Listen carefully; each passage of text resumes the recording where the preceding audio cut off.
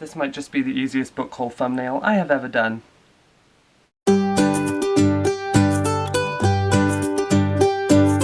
So hey guys, and welcome to another video, and this is going to be my May book haul. I actually have 10 physical books to show you that I bought in the month of May, because I was pretty good at not spending money this month. The only reason the entire total for the books is quite large is because there were 2 new releases in there. Damn them new releases. But the rest I barely paid £2 for, so I've done pretty well. And I guess I will just show you the books. The first book I have is The Lies of Locke Lamora by Scott Lynch. Now this is a high fantasy book, I believe. Now fantasy really isn't my genre, but I've seen this one being toted about quite a bit on BookTube lately. It's got the little quote from George R.R. Martin right there, which says a lot. And I have recently started reading the Mistborn trilogy by Brandon Sanderson, and I am definitely enjoying that a lot more than I thought I would. So when I saw this in the works for $1.99, I just decided to pick it up.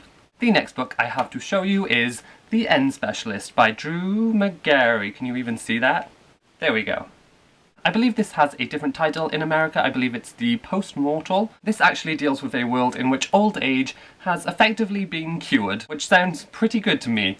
Now the problem is people can still die by murder or anything like that, but people cannot die from old age and they will never grow old. It's supposed to be quite a humorous book, and it's actually told through sort of blog posts and stuff like that, which is a medium I really enjoy when it comes to books, especially humorous books. So I'm definitely looking forward to this one, and I shall do a review. The next 2 books I have are part of a series, and I was recommended them by a friend, and that is the Alice in Zombieland series by Jenna Showalter. The first one is Alice in Zombieland, and the second one is Alice Through the Zombie Glass. I've heard sort of okay things about these books. I've heard the connection to Alice in Wonderland is actually pretty weak, but I read Splintered by A.G. Howard last month, and while I didn't enjoy that one, it definitely gave me a bit of a craving to get into another Alice in Wonderland story. I thought I would pick these up since they don't stick completely to the source material. I am, however, glad that I bought these online, because I would be pretty embarrassed going to the checkout counter with these books. I'm clearly not the target audience here. The next 2 books I actually received from a fellow blogger here on the internet. He's not a booktuber, but he has his own book blog. I think it's the Pewter Wolf?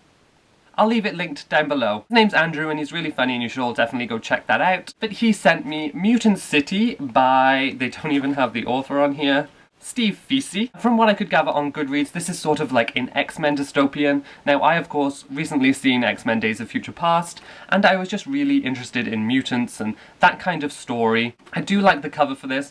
When it came out I thought it was asking me something inappropriate about my sex life. And being pure is something I stopped being at about 16, so... But this cover basically says, are you pure on the front or are you a mutant on the back? And it just sounds really fun. I think it's going to be a fun read, and it's relatively short with a big font.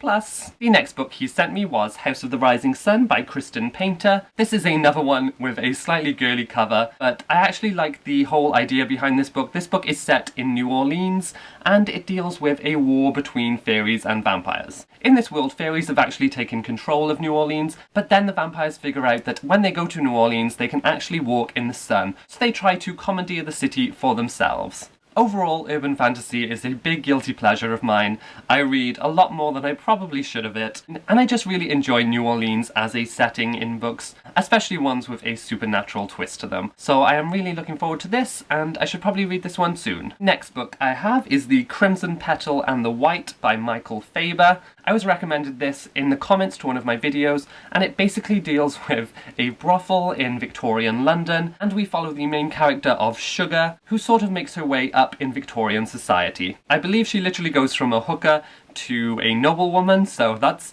quite the rise. The only thing I'd say about this book is that I did not realise it was so thick when I first ordered it. It's 800 pages and the font is extremely small, but it does sound really interesting, and I've heard nothing but good reviews for this one. The next book I have is What the Dead Know by Laura Lippman. This is sort of a crime novel. Itchy neck, itchy neck. I read a previous Laura Lippman book, And When She Was Good, last month, so when I saw this for relatively cheap, I just thought I would pick another one up because I did enjoy that book, and I want to see more from the author.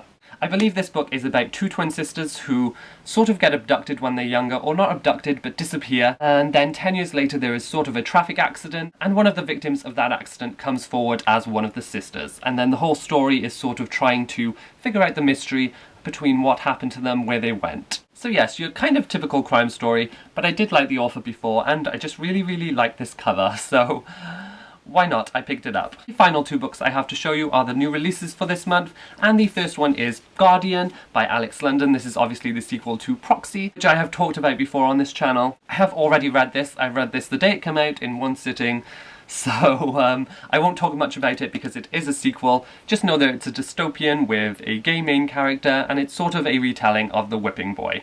But overall, I'm going to talk more about this in my wrap-up, or maybe I'll do a separate review. I don't know. Next we have the reason I waited to do this video for so long, and that is going to be, of course, City of Heavenly Fire by Cassandra Clare. This book is huge. I mean, it's bigger than my arm. Like, it's thicker than my arm. Like, that's just... Books should not be thicker than your arm. Just saying. This is obviously the final book in the Mortal Instruments series. I'm only about 50 pages in so far, but it's suitably epic for a finale already. 700 pages. 700! This book could literally be used as a weapon. Some blunt force trauma. Obviously I am currently reading this, and I am excited for it. I'm hoping some of the more annoying characters die, because that's just how I roll.